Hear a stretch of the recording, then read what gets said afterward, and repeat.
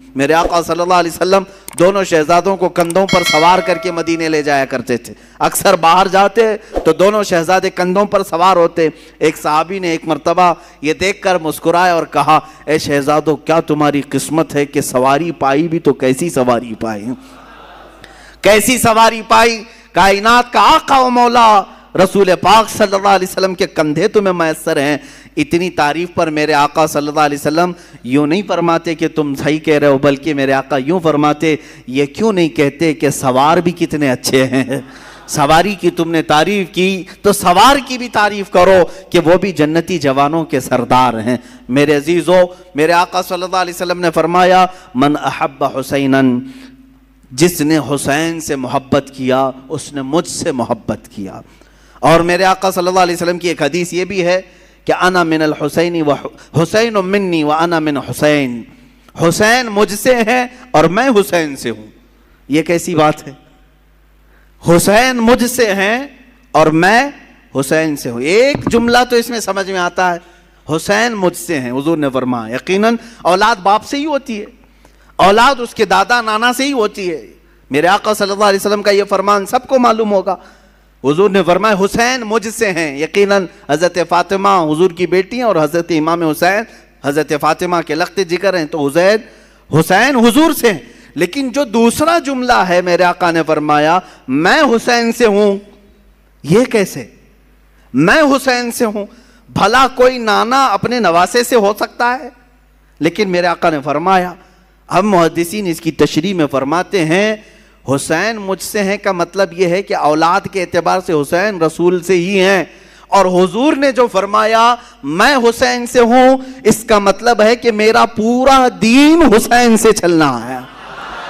اسی کی تشریح کرتے ہوئے امام الہند سلطان الاولیاء غریب نواز نے فرمایا تھا، شاہ است حسین بادشاہ است حسین، دین است حسین دین پناہ است حسین، سرداد نداد دست در دست یزید، حقا کے بنائے لا الہ است حسین. فرماتے ہیں معین الدین حسن چشتی غریب نواز اپنے ہی دادا اور اپنے ہی نانا کی شان میں امام حسین شاہ ہیں. شاہ نہیں بلکہ بادشاہ ہیں. شاہ میں ویسے تو سب لوگ کہتے ہوں گے فلاں شاہ ہے فلاں بادشاہ ہے، دونوں میں فرق ہے. شاہ جو ہے سلطان کو کہتے ہیں اور بادشاہ کنگ میکر کو کہتے ہیں، جو بادشاہ بناتا ہے، جو شاہ بناتا ہے اس کو بادشاہ کہا جاتا ہے. اور دین است حسین دین پناہ است حسین، حسین پورے دین کا نام ہے، حسین دین کی حفاظت کرنے والے کا نام ہے. اپنا سر دے دیا، ہاتھ یزید کے ہاتھ میں نہیں دیا. حق تو یہ ہے کہ لا الہ کی جڑ کا نام حسین ہے. اب سمجھ میں آیا حضور حسین سے کیسے ہے؟ حضور حسین سے کیسے ہیں؟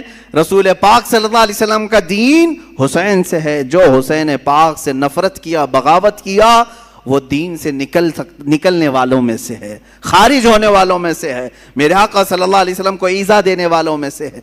میں ابھی چند دن قبل، ابھی اسی محرم سے قبل ایک بات سنا، کسی سعودی لقوہ مارے ہوئے آدمی کو یہ کہتے ہوئے سنا، ہاں ریالوں نے جس کا لقوہ مارا ہے جس کے عقیدے پر، اگر یہ 2 شہزادوں کی لڑائی تھی کربلا کی، 2 شہزادوں کی لڑائی تھی، یعنی حضرت حسین حضرت علی کے شہزادے اور یزید حضرت امیر معاویہ کا شہزادہ، آپس میں 2 بڑے بڑے لوگوں کے بیٹوں کی لڑائیاں تھیں. اس بیوقوف کو معلوم کہاں ہے، کہاں کس کو شہزادہ کر رہا ہے، کس کو شہزادہ کہہ رہا ہے. ہاں حسین ابن علی رضی اللہ تعالیٰ یقیناً شہزادہ رسول ہیں، لیکن یزید کو شہزادہ کہا جائے گا؟ پلید ہے. جس کے نام کے ساتھ ہم پلید کا لفظ استعمال کرتے ہیں. یہ شہزادوں کی لڑائیاں نہیں تھی، حق و باطل کی لڑائی تھی، حق و باطل کی لڑائی تھی. اور نہ ہی 2 خاندانوں کی لڑائی تھی، اور نہ ہی یہ سیاست کا معاملہ تھا جیسے آج کچھ لوگ یہ بھی پیش کرنا چاہتے ہیں. جیسے پہلے یہ جوکر نائک کہتا تھا کہ یہ سیاست کا معاملہ تھا، یہ سیاسی معاملات تھے جس کی وجہ سے یہ لڑائیاں ہو گئی. ان کو ایسا لگتا ہے کہ سیاست اس وقت ایسی ہی تھی جیسے الیکشن کے لیے، ووٹنگ کے لیے جگہ جگہ گھومنا پڑے. ارے حسین اعظم ہے، حسین اعظم ہے، رسول اللہ کے نواسے ہیں. اللہ تعالیٰ نے ان کو اتنی طاقت و قوت عطا کی تھی، وہ چاہتے تو پوری دنیا پر اپنی حکمرانی قائم کر لیتے. انہوں نے میرے آقا کے فقر و فاقے کو پسند کیا. اگر ان کو حکومت ہی پیاری تھی اور سیاست ہی کرنا تھا تو اپنے باپ کے انتقال کے بعد فوراً کھڑے ہو جاتے.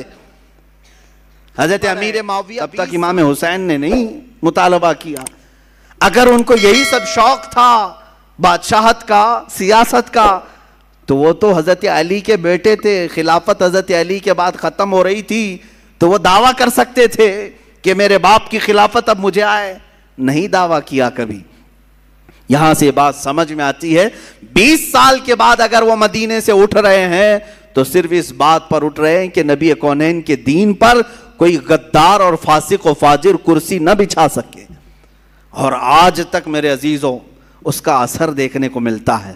حسین اعظم کا ایک مرتبہ کھڑا ہو جانا اس زمانے میں اس کا اثر آج تک دکھتا ہے. مجھے بتاؤ کس مسجد کے امام کو آپ چور رکھتے ہیں؟ چور ڈکیت ہو، لفنگا ہو، اناڑی ہو، ٹپوری ہو، جس طرح کا بھی ہو، اسے امام بناتے ہیں آپ؟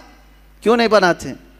بزنس تو کرتے ہیں، سب کچھ کرتے ہیں ایسے لوگوں کے ساتھ، لیکن مصلے پر آپ ہر چیز دیکھتے ہیں. داڑھی پوری ہے کہ نہیں، کپڑے صحیح ہے کہ نہیں، داغ تو نہیں لگے اس کو. ہاں، اور اگر یہ امام کہیں ادھر ادھر کس سے مل رہا ہے کس سے نہیں مل رہا ہے یہ تک آپ نظر رکھتے ہیں. اچھی بات ہے، نظر رکھتے ہیں، ٹھیک ہے. امام کے پیچھے پڑے رہتے ہیں، کیوں؟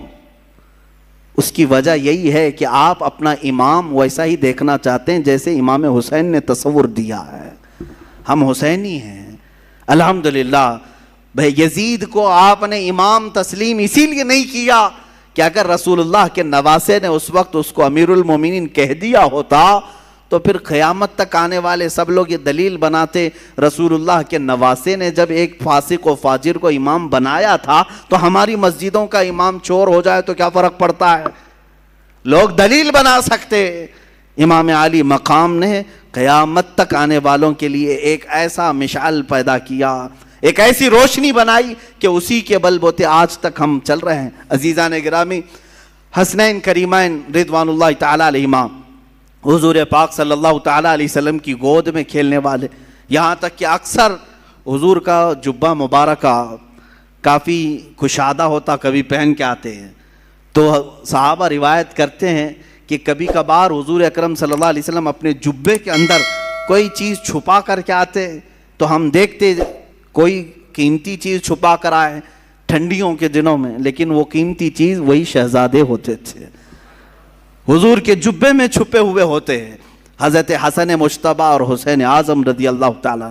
آپ اندازہ کریں صحابہ اکرام حضور صلی اللہ علیہ وسلم کی ایک جھلک دیکھنے کے لیے بے قرار رہتے، صحابہ حضور کے مہر نبوت کو دیکھنے کے لیے بے قرار رہتے، حضور اکرم صلی اللہ علیہ وسلم کے بوسے لینے کے لیے بے قرار رہتے. ان شہزادوں کی عظمت اور ان کی قسمت کو دیکھیں کہ ہمیشہ لگے ہوئے ہوتے تھے. یہاں تک کہ سجدے میں میرے آقا جائیں تو اس پر سوار بھی ہو جاتے تھے. میرے آقا ان کو ہٹاتے نہیں تھے، لمبا سجدہ کر لیتے لیکن ان شہزادوں کو گرنے نہیں دیتے تھے. یہ ان شہزادوں کی تربیت ہے. ایک دن حضرت فاطمہ بے قرار تھیں، بچے نظر نہیں آ رہے ہیں. حضور پاک صلی اللہ علیہ وسلم گھر میں آئے، پوچھا بچے کہاں ہیں؟ حضرت فاطمہ کہتی ہے میں کب سے ڈھونڈ رہی ہوں، بچے نہیں مل رہے ہیں، چھوٹے چھوٹے تھے. رسول پاک صلی اللہ تعالیٰ علیہ وسلم ڈھونڈنے کے لیے بھیجے تو دیکھتے ہیں مدینہ مسجد نبوی کے تھوڑا سا دور ایک درخت کے نیچے دونوں بچے بیٹھے ہوئے ہیں، کھیل رہے ہیں، لیکن جبرائیل امین دونوں پر سایہ کیے ہوئے ہیں. ہاں، فرشتے سایہ کیے ہوئے رہتے ہیں. اور یہی حسنین کریمین ہیں. حضور پاک صلی اللہ علیہ وسلم گھر میں ان کو خود کھلایا کرتے تھے. بچوں کے ساتھ اگر کھیلنا حضور کا ثابت ہے تو ان شہزادوں کے ساتھ ہے. کشتی لڑا رہے ہوتے حضور پاک صلی اللہ علیہ وسلم، حضرت حسن اور حسین کی کشتی لڑا رہے ہیں. ہوتا ہے گھروں میں دو بچوں کی کشتی لگاتے ہیں تو حضور صلی اللہ علیہ وسلم کس کی سائیڈ لے رہے تھے؟ حضرت امام حسن کی سائیڈ لے رہے تھے. وہ بڑے تھے اور حضرت حسن کو کہتے تھے حسن تم حسین کو یہاں سے پکڑو، ادھر سے پکڑو، ادھر سے پکڑو، جیسے ہم بچوں کو کشتی لڑواتے ہیں. میرے آقا صلی اللہ علیہ وسلم جب اس طرح کا مقابلہ کروا رہے تھے، حضرت فاطمہ گھر میں سے کہتی ہیں ابا جان یہ کیسی بات ہے، آپ بڑے کی سائیڈ لے رہے ہیں، حسن بڑے ہیں آپ ان کی سائیڈ لے رہے ہیں، حسین چھوٹا ہے. حضور پاک فرماتے ہیں فاطمہ تم نہیں دیکھتی حسین کی طرف سے جبرائیل ہیں. जिब्राइल उनसे कह रहे हैं कि हसन को यहाँ से पकड़ो, हसन को यहाँ से पकड़ो। अल्लाह अल्लाह, ये शहजादे वो हैं जिनमें से एक को सैयदुल अंबिया सपोर्ट कर रहा है, दूसरे को सैयदुल मलाइका सपोर्ट कर रहा है। और वो घराना कैसा जिसके बारे में इमाम ज़मन कहते हैं बे इजाज़त उनके घर में जिब्राइल आते नहीं, कदर वाले जानते हैं इज़्ज़ो शान अहले बैत।